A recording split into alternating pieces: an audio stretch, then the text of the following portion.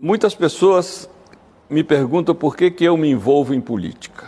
Eu sou um militante político, gosto de ser militante político. Você escreveu um livro sobre Cristo como militante político. Exatamente. Embora eu nunca tenha sido filiado a nenhum partido político. Eu sou discípulo de um prisioneiro político. Jesus não morreu nem de hepatite na cama, nem de desastre de camelo numa esquina de Jerusalém. Como o Frei Tito e tantos companheiros e companheiros meus durante o período da ditadura, ele foi preso, torturado, julgado por 2 poderes políticos, não foi um só não, 2 poderes políticos, e condenado à pena de morte dos romanos, que era a cruz. A pergunta é outra. Que diabo de fé você que se diz cristão tem e não se compromete na mudança desse mundo? Por que Jesus foi assassinado cruelmente? Porque dentro do reino de César, ele ousou anunciar um outro reino possível, que ele denominava reino de Deus. Uma disputa política, portanto. Alguns falam, e falam com razão, mas o reino de Deus fica do outro lado da vida, porque a igreja jogou lá para cima para poder se acomodar aos poderes desse mundo. Eu digo não. Que a igreja julgou para o além, julgou.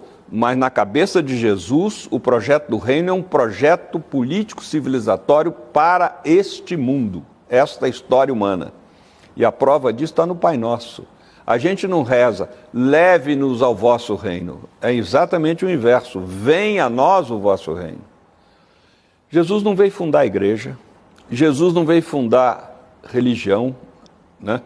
Jesus veio nos trazer um novo projeto político civilizatório que ele chamava Reino de Deus. Essa expressão aparece 122 vezes na boca dele nos 4 evangelhos. E a expressão igreja apenas 2 vezes, e assim mesmo num único evangelho, que é o de Mateus, e que não se referia a essa instituição que nós conhecemos hoje. Igreja, em grego, significa assembleia. Era um contraponto, como os cristãos estavam sendo expulsos das sinagogas judaicas, porque eram dissidentes, então eles formaram o seu grupo e, para não identificar, começaram a chamar de eclésia, de igreja, né? Então isso. O cristianismo, eu não entendo um cristão que não é progressista. Frei Beto, o advogado do diabo não, que não fica bom, a gente não vai evocar ele. O militante político não era o Barrabás, não era ele, o Zelote que lutava contra os romanos. A luta de Cristo era uma luta política. Eu estou desafiando, eu não estou discordando. Não, eu sei. E eu acho bom o desafio, porque os 2 eram militantes políticos. De Barrabás, nós sabemos pouco. Nós sabemos por algumas referências, principalmente por Flávio Joséfo, que foi um historiador da época, mas não sabemos... Mas possivelmente ele tenha também sido preso e condenado por sedição. Mas Jesus também. Jesus foi considerado blasfemo por parte do Sinédrio judaico. Sim. E subversivo por parte do poder romano. Até porque a voz corrente, ele que era o rei dos judeus. Ele nunca disse isso, sou rei dos judeus. Inclusive, ele recusava esse título. Aliás, aquilo que aparece na cruz é uma ironia, né? Que Pilatos mandou colocar, rei dos judeus. Jesus Nazareno, agora, o rei dos judeus era Tibério César. Então, isso era um crime de sedição. Então, na verdade, os 2 tinham uma atividade política, só que diferente. Enquanto a de Barrabás era um enfrentamento armado, o de Jesus era minar por baixo, ou seja, iniciar uma série de empreendimentos comunitários, de partilha, etc., que ia minando o sistema, a partir dos pobres. Toda a vida de Jesus foi a partir dos pobres. Essa opção não tem como discutir isso. Aliás, Jesus coloca como condição para ser discípulo dele, primeiro, comprometer com a causa dos pobres. O famoso caso do homem rico, né? Uns falam jovem rico, ninguém sabe se era jovem, mas parece que não era jovem. Que fala, não, eu desde pequeno já cumpri todos os mandamentos. Jesus fala, mas te falta uma coisa, vai, vende os seus bens, dê aos pobres, depois você vem e me segue. E o Evangelho diz, e ele foi embora triste e aborrecido porque era muito rico. E Jesus não bancou o mineiro como eu bancaria, né? Olha, não, peraí, fica com a gente, que com o tempo você vai melhorando, né? Não, Jesus era um galileu radical. Cara, não faz opção pelos pobres primeiro, não tem parte comigo.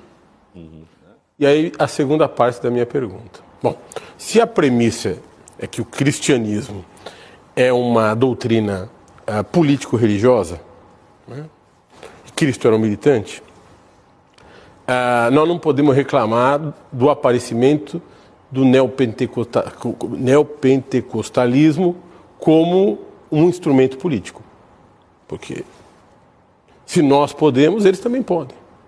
Em 3 palavras, vamos precisar isso aí. Primeiro, é uma conquista muito positiva. Desculpa te interromper. E por que e como é que essa mesma mensagem salvífica que se associa à esquerda tão facilmente, como você acabou de descrever, sofreu uma digressão e hoje é instrumento da direita? Bem, primeira questão, é uma conquista muito positiva da modernidade a separação entre a esfera política e a esfera religiosa. Estado é laico. A famosa pergunta que eu fiz para o Fidel Castro, que fez mudar o Estatuto do Partido Comunista de Cuba e a Constituição cubana. Primeira vez que nos encontramos, 1980, em Manágua, o Lula estava junto. Comandante, por que o partido e o Estado cubanos são confessionais? Como confessionais? Somos ateus, eram oficialmente ateus. Eu falei, comandante, afirmar ou negar a existência de Deus é mera confessionalidade. Ele falou, você tem razão, nunca tinha encarado por essa ótica. E depois operaram essas 2 mudanças em Cuba. Então, é uma vantagem, uma conquista importante essa separação. Agora, nas nossas vidas pessoais, não há essa separação. Todos nós que somos seres humanos, somos seres políticos. E, ao mesmo tempo, somos seres que, de alguma maneira, nos relacionamos com alguma forma de transcendência. Ainda que seja uma pessoa totalmente ateia do ponto de vista religiosa, mas ela tem alguma forma de transcendência, nem que seja a sua relação amorosa, né, com seu marido ou com sua mulher, mas tem. Né? Que as 2 palavras fortes nessa relação amorosa, elas derivam de fé, confiança, com fé e fidelidade, né? Vem daí. Ora, acontece que a igreja e a política são 2 ferramentas que servem para oprimir e que servem para libertar. Depende como isso é aplicado. Depende. Então, o filtro ideológico é que vai dizer qual é o matiz que se dá. E as 2 forças que se prestam ao extremismo. E 2 forças... Religião exatamente. Eu diria que a religião mais do que a política, por uma razão, por causa da servidão voluntária do Laboécio. Ou seja, a religião, ela incute na consciência da pessoa que a vontade do padre ou do pastor é a vontade de Deus. Então ela se submete como cordeirinho para ser malhado. Então a religião ela tem uma incidência. E a direita, espertamente, sempre soube disso. E a esquerda, equivocadamente, tinha o preconceito religioso. Quando eu fiz o livro Fidel a Religião, Fidel que demitiu, acaba com isso, mas eu fui o primeiro líder comunista e chefe de Estado a reconhecer a dimensão positiva também da religião, que o Engels tinha reconhecido num livrinho que o mundo comunista pouco conhece, porque sabotaram, chamado Cristianismo Primitivo, em que ele diz, os primeiros comunistas foram os primeiros cristãos, nos 3 primeiros séculos, e derrubaram o Império Romano. Entre eles, tudo era partilhado, está nos Atos dos Apóstolos, sou eu que estou inventando.